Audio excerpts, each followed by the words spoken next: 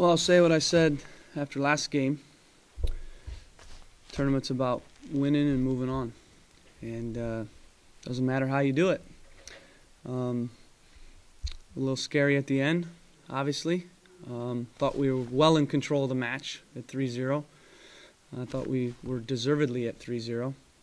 Thought these guys came to play, followed the plan, played our style, got on the ball. Thought we dictated the game. Thought the pressure was suffocating. But we finished 3 great goals, and for whatever reason, at the end, the game turned. And a lot of times, it's one goal that really turns the game, and that's why this sport is just such an interesting sport, because it can turn in a minute. And really, it was a ball. They started dumping balls in the box. They started taking some gambles because obviously they had to, down 3-0, and got numbers forward. And a bit unfortunate, ball dropped, and guy in SMU, credit to him, finished it. Now it's 3-1, and again, we give up a penalty kick. Like to see it on tape, but again, I'm not going to argue that or talk about it. It's his call, and so now it's 3-2. And again, I was proud of our guys. We buckled down, dug in, and found a way to manage the game and get the result. We did that same thing against Northwestern when it went 2-1. A lot of teams would have crumbled psychologically, and when our guys had their backs against the wall, they did what they needed to find the result. So that's a very positive thing that this new young group can dig deep to get that type of result, when a lot of teams would have given up the 3rd goal and it would have been a tie. And so I'm proud of our guys. Obviously, we can't put ourselves in that position to be at 3-2. But I'm proud of our response when we're in that position the last 2 games. We're looking forward to playing Charlotte.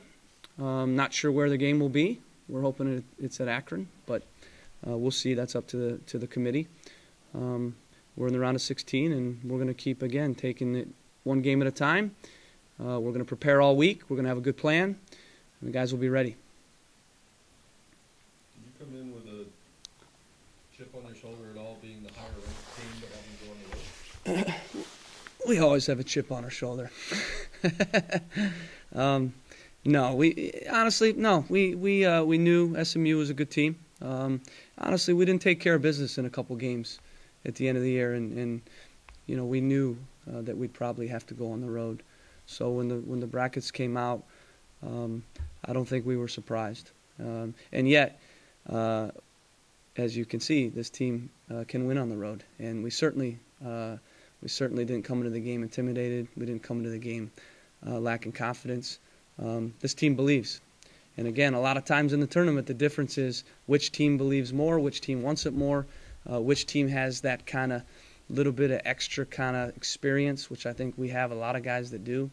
We're gaining more experience for our young guys. They now have 2 wins under their belts, and we're going to draw on that.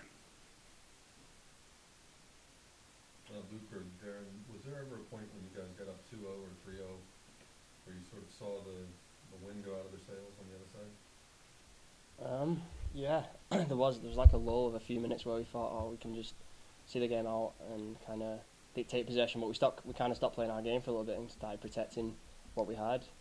And then all they need is one, and then they also get all that momentum, which kind of what happened. So I'm proud of all those guys, sticking down, buckling down, and really making sure that we got the win in the end, because it was nervy right at the end. Even until the last 10 seconds when Scott Caldwell was making a tackle, it's kicking out for a corner. So. Darren, you had those 2 chances there at the end. How badly did you want to finish the hat trick, both for your team and give you guys some breathing room, and also for yourself to have a hat trick?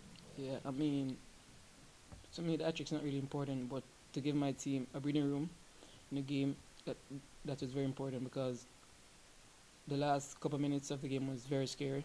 So that was the main reason why I wanted to finish a chance. But it's a cruel sport, and as Caleb said earlier, the tournament's about win and move on, so that's all that's going right now.